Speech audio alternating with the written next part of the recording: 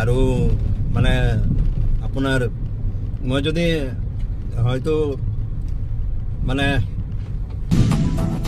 আমি তেনেকুৱা নহয় মই আচাৰ সম্পূৰ্ণ লোকক মই দায়ী দিব নিবিচাৰো এইটোৰ কাৰণে 2 নম্বৰ চাপাত নিদিব তো আমাক 1 নম্বৰ চাপাত দিব নেকি আমাক 2 নম্বৰৰ 2 নম্বৰী তেওঁলোকে কাম কৰিছে 2 নম্বৰী কৰি মেলি পেলাই ভোটটো লৈছে আৰু আমাক 1 নম্বৰ চাপাত খাবলৈ দিব নেকি আপুনি নিজে মানে কিছুমান গান আছে নহয় চল মিনি আসাম যাব হাৱাই উৰিলা তো এই মিনি কৰে আচল এইবিলাক গান গাই সিজন ফ্লাৱাৰ যিবিলাক নেকি যে সিজন ফ্লাৱাৰত আচলতে নিমখটো এইটোৰ কাৰণে দিয়া হয় যাতে এক মনেৰে বাগানত কাম কৰি থাকিব পাৰি আৰু লাল চাহটো খালে লাল চাহৰ লগত নিমখ বেছিকে দিলে আচলতে মানুহৰ মগজটো একটো আমাৰ ৰঙা তেজ হয় বিজেপি চৰকাৰক আৰু কংগ্ৰেছ চৰকাৰক আৰু এজেপি চৰকাৰক হকিয়াই দিছো আপোনাৰ দৰে ব্যৱহাৰ কৰিব ব্যৱহাৰ যেনেকৈ এই সাদা তামোল খাই মেলি পেলাই কাগজ টুকুৰা পেলাই দিয়ে তেনেকুৱা পেলাই দিব আকৌ আইন কানুনটো কেতিয়াবা টান হৈ যায় কেতিয়াবা নৰম হৈ যায় যেনেকে ভাৰতৰ ৰাষ্ট্ৰপতি দ্ৰৌপদী মুৰ্মু কৈছিলে যে কাঠৰ মূৰা কিন্তু তেখেতে এজন আমাৰ অসমীয়া জাতিৰ মানুহ হৈ মেলি পেলাই মানে কাঠৰ মূৰা বুলি যি কৈছিলে আজি কিন্তু মই অনুতপ্ত কৰিছো আৰু তেখেতৰ কথা কিন্তু মই সমৰ্থন জনাইছো এতিয়া চাবলৈ গ'লে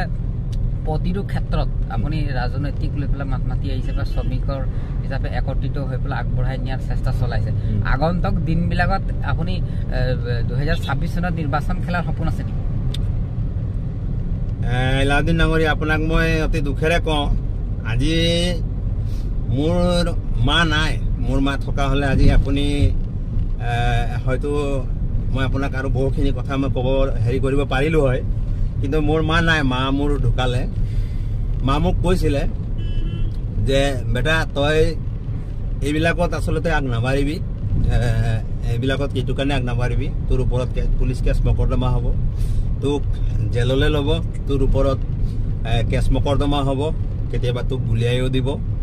আৰু মই আচলতে মোৰ মাৰ কথা মই নামানি মেলি পেলাই মই আচলতে মা বোলে মই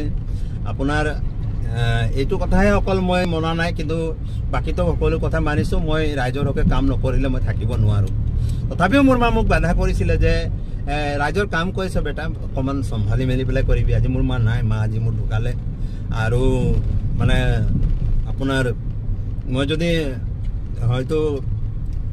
মানে সেইখিনি বাৰু বাদ দিছো মই যেতিয়া নেকি চাহ শ্ৰমিকৰ আন্দোলন হয় সকলো মানুহে মোৰ ওপৰত আচলতে মিছা অভিযোগ লগায় আৰু মোৰ মা জানিছিলে যে অমিতে কেতিয়াও চাহ শ্ৰমিকৰ পৰা পইচা নাখায় আৰু অমিতে কেতিয়াও আচলতে চাহ শ্ৰমিকক লৈ মেলি পেলাই কেতিয়াও মেনেজ নহয় মোৰ ঘৰত ভিআইপি পইচা লৈ মেলি পেলাই বেগে লৈ মেলি পেলাই আহে মানুহ যে বগীতলাৰ সময়তো যেতিয়া নেকি মই যেতিয়া পুলিচ প্ৰশাসনৰ লগত যেতিয়া গুলিয়াগুলি হৈছিলে পুলিচ প্ৰশাসনে যেতিয়া গুলি ফায়াৰিং কৰিছিলে মেজিষ্ট্ৰেটৰ লগত যেতিয়া কাজিয়া হৈছিলে ডিচিৰ লগত যেতিয়া মোৰ বাদ বিতণ্ডা হৈছিলে এছপিৰ লগত যেতিয়া মোৰ বাদ বিতণ্ডা হৈছিলে তেতিয়াও মোৰ মায়ে মোক মানে আচলতে কান্দি কান্দি মোক কৈছিলে যে বেটা তই এইবিলাকৰ পৰা ওলাই আহ বুলি পেলাই কিন্তু মই জাতিটোৰ কাৰণে মোৰ আচলতে ব্লাডটো একচুৱেলি মোৰ মানে সমৰ্পণ আছে আৰু মই জাতিটোৰ কাৰণে মই ৰৈ থাকিব নোৱাৰো কিন্তু মা হয়তো মাৰ মানুহৰ অন্তৰ কেতিয়াও মানে বেটা এজনে সোনকালে ডেকা জীৱনতে মৰি যোৱাটো নিবিচাৰে তো গতিকে মই সদায় আগবাঢ়ি গৈছিলো আৰু মই মাৰ জীৱনত যদি কথা শুনা নাই মই হেতু কথাহে শুনা নাছিলো বাকি গোটেইখিনি কথা মই শুনিছিলো তো বগীতলা বাগানত যেতিয়া নেকি আমি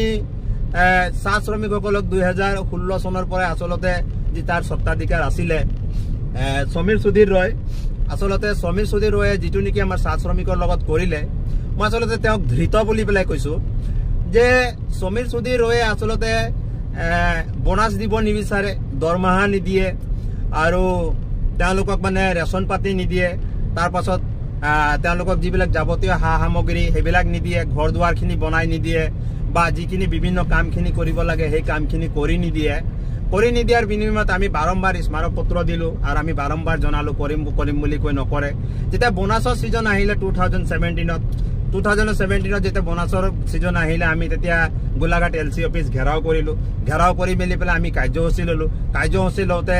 বাইধত পৰি পেলাই তেখেতে 14% বোনাছ দিম বুলি মেলি পেলাই ক'লে আৰু লিখিত আকাৰে এলচি দিলে সেই সময়ত এডিশনাল এসপি আছিলে ধ্ৰুৱ বৰা আমাৰ ডিএসপি আছিলে পাৰ্থপ্ৰতিম শইকীয়া আৰু প্ৰয়াত আমাৰ গোলাঘাট সদৰৰ আপোনাৰ থানাৰ ওসি আছিলে আপোনাৰ গৰ্গনাৰায়ণ ডাঙৰীয়া আছিলে তেখেত ঢুকাল তেখেত বৰ্তমান নাই কিন্তু তেখেতে জানে সেই সময়তে এটা প্ৰতিশ্ৰুতি দিছিলে আৰু সেইমতে লিখিত আকাৰে দিছিলে এলচিৰ আগৰত যে 12 ডিচেম্বৰত সেইটো 19 ডিচেম্বৰত হৈছিলে চাগে আপোনাৰ 2017 চনৰ 19 ডিচেম্বৰত হৈছিলে সেইটো 12 ডিচেম্বৰত আমি গোটেইখিনি বোনাছ দি দিম বুলি মেলি পেলাই তেওঁলোকে 14% বোনাছ দিম মেলি পেলাই কৈছিলে কিন্তু নিদিয়াৰ কাৰণে 12 ডিচেম্বৰত নিদিয়াৰ কাৰণে আচলতে শ্ৰমিকসকলে যেতিয়া বিচাৰি যেতিয়া গ'ল বোনাছ যে আমাৰ কলে সমীৰ সুধীৰক যে আমাৰ বোনাছখিনি দিয়ক তেতিয়া কিন্তু তেওঁলোকে ধাৰাখাৰে গুলি বৰ্ষণ কৰিলে আৰু গুলি বৰ্ষণ কৰি মেলি পেলাই আচলতে 21 জন আমাৰ চাহ শ্ৰমিকে ঢলি পৰিল তাত কিছুমানক লৈ গ'ল আপোনাৰ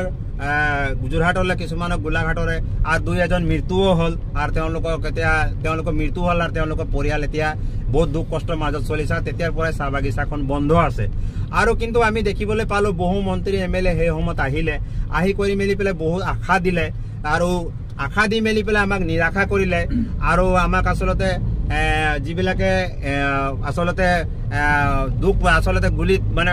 যিবিলাকে জখম কম হৈছিলে তেওঁলোকক 50,000 যিবিলাকে হেৰি হৈছিলে তেওঁলোকক হয়তো 2 লাখ নে কিমান এনেকুৱা টকা আছিলে দিন হ'ল কথাটো তো তেওঁলোকক সিমানটি দিলে আৰু তাৰ বাদে একো দিয়া নাই তাৰ পাছত যেতিয়া নেকি বিজেপি চৰকাৰখনে তেতিয়া পল্লৱ লোচন আমাৰ পল্লৱ লোচন আছিল সময়ত কিন্তু আমি দেখিবলৈ পালো যে আমাক প্ৰতিশ্ৰুতি দি মেলি পেলাই ক'লে যে বাগানখন অতি শীঘ্ৰে খুলি দিয়া হ'ব তাৰ পাছত তাত বিধায়ক আপোনাৰ হৰুপথাৰ সমষ্টিৰ বিধায়ক আপোনাৰ বিশ্বজিৎ ফুকনক তেখেত তাত পঠিয়ালে বিশ্বজিৎ ফুকনে কি বুলি মেলি পেলাই আচলতে ফাঁকি দিলে কথাটো আপোনালোকক কৈ দিছো বিশ্বজিৎ ফুকনে আচলতে এই বুলি ফাঁকি দিলে যে আপোনালোকৰ বাগানখন 6 মাহৰ ভিতৰত খুলি দিয়া হ'ব বুলি মেলি পেলাই ক'লে আৰু লগতে এইটো কথাও ক'লে যে যদি 6 মাহৰ পাছত 6 মাহলৈকে আপোনালোকক আমি MGNREGA আঁচনিত আপোনালোকক আমি কাম দিম আৰু এইটো কথা ক'লে আমাক যে যেতিয়ালৈকে আপোনালোকৰ MGNREGA কাম নহয় তেতিয়ালৈকে আপোনালোকক NRLত আমি সংস্থাপন দিম বুলি মেলি পেলাই ক'লে আৰু এইটোও ক'লে আপোনালোকৰ যিবিলাক আৱাস গৃহবিলাক বেয়া হৈ আছে বা যিবিলাক নেকি এতিয়া এই আইৱাই ঘৰবিলাক বনাই আছে সেই ঘৰবিলাক বনাই দিম কিন্তু একো এটা ঘৰ বনাই নিদিলে আৰু সেই মালিকৰ পৰা আচলতে NOC এটাও ল'ব নোৱাৰিলে আৰু দুখ দৰকাৰ মাজত এতিয়া তাত মানুহ আৰু হাতী একেলগে বসবাস কৰে কিন্তু আমি ইমানে দুখ তাত চলিছে যিসকল ল'ৰা ছোৱালী আচলতে স্কুল গৈছিলে পঢ়া শুনা বিলাকত তেওঁলোকৰ বৰবাদ হৈ গ'ল শেষ হৈ গ'ল এতিয়া তাৰ শ্ৰমিক বিলাকে অন্যান্য চাহ বাগিচা বিলাকত গৈ মেলি পেলাই আচলতে দুখ কষ্ট কৰি দেখিলে দুখ লাগি যায় মই ৰাতিপুৱা 3 বজাতে বাইকখন লৈ মেলি পেলাই তাত পাই যাওঁ মোক পুলিচে মানে গ্ৰেপ্তাৰ কৰিব বুলি কয় আৰু গৈ শ্ৰমিকৰ মাজত সোমাই যাওঁ আৰু আমাৰ ভাষাত যেটো কয় লাল চাপানি হেতু গৈ মেলি পেলাই তাত খাওঁ আচলতে তেওঁলোকৰ খোৱাবলৈ একো নাথাকে তেনেকুৱাত গৈ মেলি পেলাই আচলতে তেওঁলোকৰ কাৰণে কিবা এটা কৰি দিওঁ তেওঁলোকে খায় আৰু তেওঁলোকে বহু কষ্টৰ মাজত বহুত কান্দিলে আৰু বহুত আমাৰ শ্ৰমিক বিলাকক আচলতে পুলিচ প্ৰশাসনে মাৰপিট কৰিলে গুলি ফায়াৰিং কৰিলে তেওঁলোকে আচলতে মানে বহুত অত্যাচাৰ কৰিলে ফুটেজ বিলাক আপোনালোকৰ ওচৰত আছে আপোনালোকে চাব কেনেকুৱা আচলতে অত্যাচাৰ কৰিলে কেনেকুৱা মাৰপিট কৰিলে এইবিলাক আপুনি গোটেইখিনি চাব তাৰ পাছত আচলতে আমি কেছৰ পৰ্যায়লৈ গুচি গ'ল সমীৰ সুধীৰে তেতিয়া কি কৰিলে সমীৰ সুধীৰকো গ্ৰেপ্তাৰ কৰিলে আৰু সেই সময়ত মই যি নেকি নিৰপেক্ষভাৱে মাতি আছিলো মোকো গ্ৰেপ্তাৰ কৰা হ'ল আৰু মোক গ্ৰেপ্তাৰ কৰি মেলি পেলাই থানাত মোক আনিলে তেতিয়া গোলাঘাটত আচলতে হৈ হুলস্থুল হ'ল চাহ শ্ৰমিক মুক্তি সংগ্ৰাম সমিতিৰ আমাৰ নেতৃত্বত আৰু তাত আমাৰ যিজন আমাৰ 3টা ল'ৰা আছিলে আমাৰ 3জন ল'ৰা মই নাম ল'ব বিচাৰিছো আমাৰ বিদ্যুৎ শইকীয়া আছিলে কৃষক মুক্তিৰ আমাৰ ছাত্ৰ মুক্তিৰ আছিলে আমাৰ মৃণাল নাথ আছিলে আৰু এজন আছিলে মই নাম তেখেতৰ মই পাহৰিছো 3জনে আমাৰ কিন্তু যথেষ্ট মাৰ খাবলগীয়া হ'ল আৰু কিন্তু আমাক আচলতে পুলিচে তাত গতি কৰিলে মাৰপিট কৰিলে গোটেইখিনি কৰিলে আৰু তাত কিন্তু বিদ্যুৎ শইকীয়াকো আমি দেখিবলৈ পালো আচলতে মানে বৰ বেয়াকৈ মাৰধৰ কৰিলে আৰু এইটোৰ কাৰণে আচলতে কেছ মকৰ্দমা হ'ল আমি দেখিবলৈ পালো তাৰ লগে লগে কি হ'ল তেওঁলোকে যেতিয়া কেছ মকৰ্দমা দিলে 118টা কেছ অমিত নাগে এতিয়া 118টা কেছ খেলি আছে আৰু 118টা কেছ খেলি আছো হয় আৰু ইয়াৰে ভিতৰত এতিয়া প্ৰায় 12টা মান কেছ যোৱা কালিও মোৰ এটা কেছ আছিলে আপোনালোকে জানে উকিলক খুদিলে গম পাব মই কোৰ্টত গৈ মেলি পেলাই হাজিৰ হ'ব নোৱাৰিলো পিটিশন পেলাইছো আৰু আপোনালোকক ডেট বিলাকো দেখুৱাই দিম কেতিয়া আছে কিন্তু ইয়াৰ কাৰণে কিন্তু আমি ধন্যবাদ দিছো এজন এডভোকেটক তেখেত হৈ গ'ল কিন্তু শৰৎ হিলৈধাৰী তেখেতৰ প্ৰয়োজন সাপেক্ষে আপোনালোকে তেখেতৰ পৰা আপুনি বাইট ল'ব শৰৎ হিলৈধাৰী যিজন আছে তেখেতক কোটি প্ৰণাম কৰিছো চাহ জনগোষ্ঠীৰ যিমান আশীৰ্বাদ আছে তেখেতৰ ওপৰত লাগক আমি তেখেতক আমি ধন্যবাদ জ্ঞাপন কৰিছো তেখেতৰ পৰিয়ালত সুখ শান্তি আহক তেখেতক আমি ধন্যবাদ জ্ঞাপন কৰিছো এই কাৰণে জ্ঞাপন কৰিছো ইলাউদ্দিন ডাঙৰীয়া যে তেখেতে আমাক বিনা পইচা তেতিয়ালৈকে কেতিয়াবা আমি 200 টকা দিওঁ কেতিয়াবা 300 কোনোদিন নকলে যে মানুহজনে আমাক পইচা লাগিব বুলি ইমান চাহ শ্ৰমিক দৰদি আসলতে উকিল আমি দেখা নাই সেইকাৰণে চৰত হিলৈধাৰী যিজন আছে সেইজন এডভোকেটক মই কিন্তু মোৰ ফালৰ পৰা কোটি কোটি প্ৰণাম দিছো আৰু মই নিজকে নিজৰ দাদা হিচাপে মানো আৰু লগতে ধন্যবাদ জ্ঞাপন কৰিছো সেই সময়তে আমাক যোগেশ ভূঞা ডাঙৰীয়াই বহুত সহায় কৰিলে এডভোকেট অধিবক্তা আমাক সেই সময়ত প্ৰাঞ্জল গগৈ ডাঙৰীয়া আমাৰ খুমটাইৰ তেখেতে বহুত সহায় সহযোগিতা আগবঢ়ালে তেওঁলোকৰ অৱদানখিনি কিন্তু আমি মৰি গ'লেও আসলতে আমি পাহৰিব নোৱাৰো সেইকাৰণে আসলতে তেওঁলোকৰ নামখিনি আসলতে লৈ থকা হয় গতিকে বগীডলাৰ পৰিস্থিতিটো এতিয়ালৈকে সমাধান কৰিব পৰা নাই তাৰ লগে লগে উখা চাহ বাগিচা বন্ধ হৈ আছে বুলি ধৰিব পাৰি জামুগুৰি চাহ বাগিচাৰ কথাটো আপোনালোকে জানে বিভিন্ন চাহ বাগিচাৰ কথাটো আপোনালোকে জানে আৰু বৰ দুখৰ বিষয় সেইকাৰণে অতি শীঘ্ৰে মই ভাবো যেনেকৈ হাতী খুলি আপোনালোকে উচ্ছেদ কৰি মেলি পেলাই তেওঁলোকক ক্ষতিপূৰণ দিয়াৰ লগে লগে বগীডলা ৰাইজৰ কাৰণে আপোনালোকে চিন্তা কৰক অতি শীঘ্ৰে এই পঞ্চায়ত ভোটৰ আগে আগে আপোনালোকে বগীডলা বাগানখন খোলাৰ মুখ্যমন্ত্ৰী মহোদয় আপোনালোকে চিন্তা কৰক প্ৰয়োজন সাপেক্ষে আমাক মাতক আমি সকলোখিনি ডাটা দিম আমাক ফচাবৰ কাৰণে কিমান কি কৰিলে এতিয়া 118টা কেছ অমিত নাগে খেলি থকাটো ইমান সহজ কথা নহয় হয়তো অখিল গগৈ ডাঙৰীয়াৰো 118টা কেছ আছে নে নাই মই নাজানো কিন্তু মোৰ ওপৰত এতিয়া দেখিবলৈ পাইছো যে 118টাকৈ কেছ আসলতে জাপি দিয়া হৈছে শ্ৰমিকসকলৰ ওপৰতো আসলতে কেছ জাপি দিয়া হৈছে গতিকে তেনেকুৱা ধৰণত অসমৰ মুখ্যমন্ত্ৰী মাননীয় আমাৰ হিমন্ত বিশ্ব শৰ্মা ডাঙৰীয়াক অনুৰোধ জনাইছো আপুনি জানে চাহ বাগিচাৰ যদি মৰম লাগে আৰু চাহ বাগিচা যিহেতু এইবাৰ খুমটাই সমষ্টিটো প্ৰায় আমাৰ খুমটাই সমষ্টিত আগত আছিলে 17খন আৰু এতিয়া প্ৰায় 1,33,000 মানুহ আমাৰ খুমটাই সমষ্টিত মানে অন্তৰ্ভুক্ত হৈছে তাত কিন্তু 22খন বাগান আছে টোটেল বাগান কিমান আছে আপুনি লৈ লওক আৰু এইবাৰ মুখ্য ভূমিকা থাকিব খুমটাই সমষ্টিত আমাৰ চাহ জনগোষ্ঠীয় সকলৰ আৰু এইটো কথা নহয় যে চাহ জনগোষ্ঠীয় নেতাসকলক আপোনালোকে প্ৰাৰ্থী দিব তাত আমি বোলে আমাক বোলে আমাৰ অসমীয়া ৰাইজে বোলে আমাক সমৰ্থন নকৰিব সেইটো নহয় বা এইটোও নহয় যে বোলে আপোনালোকে বোলে কোনোবা গগৈ কলিতা ফুকনক দিলে বা অনান্য কাৰোবাৰ শইকীয়াক দিলে আমি বোলে সমৰ্থন নকৰিম সেইটোও নহয় আমি নিৰপেক্ষভাৱে আমি একতাৰ এনাজৰীডাল কিন্তু আমি আনিছো কাৰণ এটা কথা আপোনালোকে জানে যে খুমটাই সমষ্টিটোত কি হৈ আছে সম জিলাৰ কাৰণে এতিয়া যিহেতু আপোনালোকে জানে যে অমিত প্ৰভা দাস যিটো নেকি এডিসি আছিলে তেখেতে সম জিলা সদৰ যিটো নেকি আমাৰ খুমটাত হ'ব লাগে বুলি যিটো নেকি নটিফিকেশন জাৰি কৰিলে তৎসত্ত্বেও কিন্তু আমি দেখিবলৈ পালো মৃণাল শইকীয়া ডাঙৰীয়া কি ক'লে বোলে সম জিলা যদি হ'ব মই থকালৈকে খুমটাই চিনাতলি অঞ্চলতে হ'ব সেইটোৱে বোলে মধ্যস্থল সেই কথাটো তেখেতে ক'লে কিন্তু আসলতে সেইটো মধ্যস্থল নহয় সেইটো কথাটো আমি বাৰে বাৰে আমি আপোনালোকক প্ৰমাণ সহকাৰে আমি দেখুৱাইছো মধ্যস্থল নহয় আৰু মধ্যস্থলে যদি হয় সেইটো তেতিয়াহ'লে তাত যাতায়াতৰ ব্যৱস্থা নাই অনান্য হা সুবিধাখিনি নাই আৰু নথকাৰ সত্ত্বেও মানে আসলতে তেখেতে আসলতে তাত নিয়াৰ পৰিকল্পনা কৰি আছে যাক নেকি আমি মানে মনত দুখ পাইছো এইটো কথাও ঠিক কিন্তু মৃণাল শইকীয়া ৰাইজৰ কাৰণে কাম কৰিছে এইটো কথাও ঠিক আৰু লগতে এটা কথা কওঁ যদি মধ্যস্থল যদি চিনাতলি হয় আপোনালোকক মেপখন দেখুৱাই দিম তেতিয়াহ'লে আপোনালোকে সকলোৱে জানে যে অসমৰ যিটো নেকি আমাৰ ৰাজধানী যিটো আছে আপোনাৰ দিছপুৰ তেতিয়াহ'লে দিছপুৰ যদি আমাৰ কি কয় ৰাজধানী হয় তেতিয়াহ'লে মধ্যস্থল তেতিয়াহ'লে মই ভাবো এই কাজিৰঙা হ'ব তেতিয়াহ'লে অসম চৰকাৰৰ যদি হতাহক আছে বা হিমন্ত বিশ্ব শৰ্মা ডাঙৰীয়াৰ হতাহক আছে তেতিয়াহ'লে আনি মেলি পেলাই কাজিৰঙাত তেতিয়াহ'লে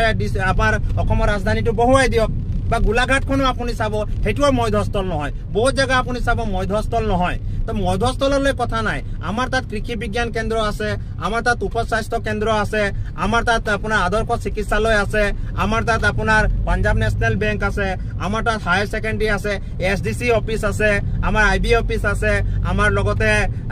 কি কয় বিভিন্ন অনুষ্ঠান সম্পূৰ্ণ অনুষ্ঠান প্ৰতিষ্ঠান আছে পঞ্চায়ত অফিচ আছে গোটেইখিনি আসলতে আছে আপুনি সব এই থানাখন আছে তাৰ লগে লগে আপুনি থানাখনৰ পৰা যদি ৰাইট সাইডে যায় দেখিব যে আপুনি 3 কিলোমিটাৰ গ'লে 39 ৰাষ্ট্ৰীয় ঘাইপথ আৰু যদি আপুনি লেফট সাইডে যায় তেতিয়াহ'লে আপুনি দেখিব যে 5 কিলোমিটাৰ গ'লে আপোনালোকে 37 নং ৰাষ্ট্ৰীয় ঘাইপথ ওলাই আছে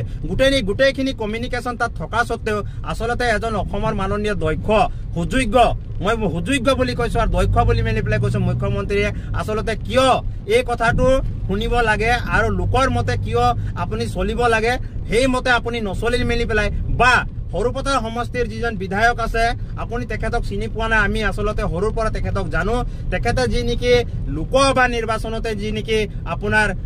কি কয় তেওঁলোকে আৰু নিজৰে অস্তিত্ব ৰক্ষা কৰিব বিচাৰিছে তাত যদি সমজিলাটো খুমটাই জিলা সদৰটো যদি সৰু পথাৰত হয় সেইটো খুমটাই জিলা সদৰটো তাত নামটো লিখিলে বাৰু কেনেকুৱা হ'ব আপুনি নিজে ভাবকচোন তাত নিবৰ কাৰণে বিচাৰিছে কমিউনিকেশ্যনৰ বোলে অসুবিধা থকা হ'লেও বেলেগ কথা গোটেইখিনি ইয়াত সুবিধা থকা স্বত্তেও তাত নিয়াটো কি কাৰণে হেৰি কৰিছে সেইকাৰণে আমাৰ এটা মিটিঙো হ'ল যেতিয়া সৰু পথাৰ বৰ্ডাৰত যদি নগাই গুলি মাৰে নগাই গুলি মৰাৰ লগে লগে বিধায়ক যদি দেখোন দিছপুৰলৈ পলাই হয় সেইটোৱে কথাটো কৈ আছো দিছপুৰলৈ পলাই দিছপুৰত গৈ মেলি পেলাই তেওঁলোকৰ যিটো নেকি আৱাসগৃহ আছে তেওঁলোকে তাত থাকে আৰু তাত থাকি মেলি পেলাই তেওঁলোকৰ আচলতে তাত থাকি মেলি পেলাই আৰামকে তেওঁলোকে কিন্তু কাম কৰে এতিয়া এটা তেওঁলোকৰ যাৱতীয় কামখিনি কৰে এতিয়া এটা আপুনি কথা কওক লাখ মানুহ চিনাতলি প্ৰায় 2000 মানুহ আছে বা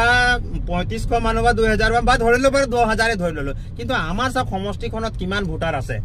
ইমান ভোটাৰ থাকি মেলি পেলাই সেই বিজেপিৰ মানুহখিনিও আজি দুখ পাইছে মৃণাল শইকীয়া ডাঙৰীয়া আচলতে তাত আচলতে সমজিলা সদৰটো লবৰ বিচাৰৰ কাৰণে আৰু ইফালে লাগি আছে সৰুপথাৰ সমষ্টিৰ আপোনাৰ বিধায়ক বিশ্বজিৎ ফুকন ডাঙৰীয়াই সমজিলাটো আচলতে সৰুপথাৰ সমষ্টিত লবৰ কাৰণে তেতিয়াহ'লে এইটো কেনেকুৱা কথা কাৰণ এইটো নটিফিকেশ্যন জাৰি হৈ গৈছে জাৰি হোৱাৰ পাছতো আমাৰ আচলতে নামত অহা বস্তুটো কিয় কৰ্তন কৰিব খুজিছে ব্যক্তিকৰণ বুলি ভাবিছে তেওঁলোকে ব্যক্তিকৰণ বুলি মেলি পেলাই ভাবিছে নিজাববীয়াকে আচলতে ক্ৰেডিট লৈ ভোট কেইটামান পাম বুলি কৈ মেলি পেলাই আচলতে কৰিছে সেইটো উন্নয়ন নেকি আৰু লগতে তাৰ লগে লগে কি হৈছে আমাৰ যিটো নেকি ৰাজচক্ৰ কাৰ্যালয় আছে ৰাজচক্ৰ কাৰ্যালয় কিন্তু আমি দেখিবলৈ পাইছো সেইটোও কৰ্তন কৰিবলৈ লৈছে সেইকাৰণে ৰাইজে ক্ষোভিত হৈ মেলি পেলাই আমি কিন্তু ৰাতিপুৱা 8 বজাৰ পৰা ৰাতি 11 বজালৈকে আন্দোলন কৰিবলগীয়া হৈছে গোলাঘাটৰ আমাৰ উপায়ুক্ত মহোদয়ক আমাৰ পুলক মহন্ত ডাঙৰীয়াক ধন্যবাদ দিছো গোলাঘাটৰ আপোনাৰ আমাৰ আৰক্ষী অধীক্ষক মহোদয়ক ধন্যবাদ দিছো গোলাঘাটৰ অতিৰিক্ত আৰক্ষী অধীক্ষক মহোদয়কো আমাৰ ধন্যবাদ দিছো এই কাৰণে তেওঁলোকৰ লগত আৰু যিসকল এডিসি আছিলে বিষয়ববী আছিলে তেওঁলোকৰ লগত আমাৰ আলাপ আলোচনা হ'ল খুমটাই বৃহত্তৰ মঞ্চ চাহ শ্ৰমিক মুক্তি সংগ্ৰাম সমিতি আমাৰ লাচিত সেনা আমাৰ আটাচু আমাৰ অন্যান্য সংঘবিলাক আছে সকলোৰ লগত আলোচনা হ'ল আৰু তেওঁলোকে একেমুখে স্বীকাৰ কৰিলে যে আপোনালোকক আচলতে খুমটাই যিহেতু বস্তু খুমটাইতে পোৱাটো আমি আচলতে আমি নিশ্চয় চেষ্টা কৰিম আৰু তাৰ কাৰণে এটা কমিটি বনাই দিছে আমাৰ গোলাঘাট ৰেভিনিউ বাইদেউ যি এডিসি আছে নন্দিনী বাইদেউ যিটো আছে আৰু আপোনাৰ এছডিসি আপোনাৰ যিটো আমাৰ মৰঙীৰ আছে তেখেতক আচলতে চোৱাচিতাৰ আৰু আমাৰ খুমটাই ৰাজচক্ৰ যিজন আমাৰ বিষয়া আছে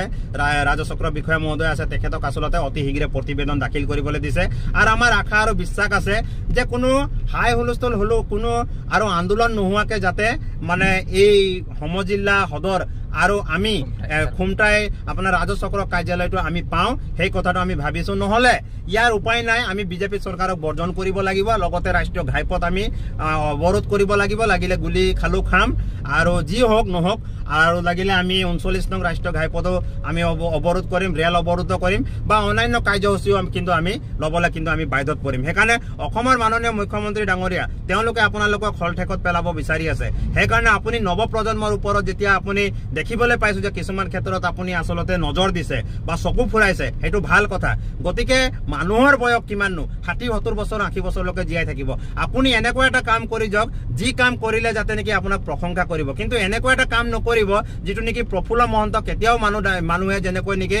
এটা বেলেগ চকুৰে চাই তেখেতৰ প্ৰতি যি সন্মান আছিলে এই সন্মানকণ যি নেকি নিজে হেক কৰি ললে তেনেকুৱা পৰিস্থিতি কিন্তু আপুনি কৰি নলব সেই মুহূৰ্তত যাতে মানুহে আপোনাক আশীৰ্বাদ দিয়ে অন্তিম মুহূৰ্তত আৰু যাতে সেই মুহূৰ্তত যাতে আপুনি আশীৰ্বাদ পাই মেলি পেলাই স্বৰ্গত স্থান পায় আপোনাৰ সেই বুলি মৃত্যুৰ কামনা কৰা নাই দেই আমি কথাটো আপোনাক উত্থাপন কৰিছো যে আপুনি এটা মানে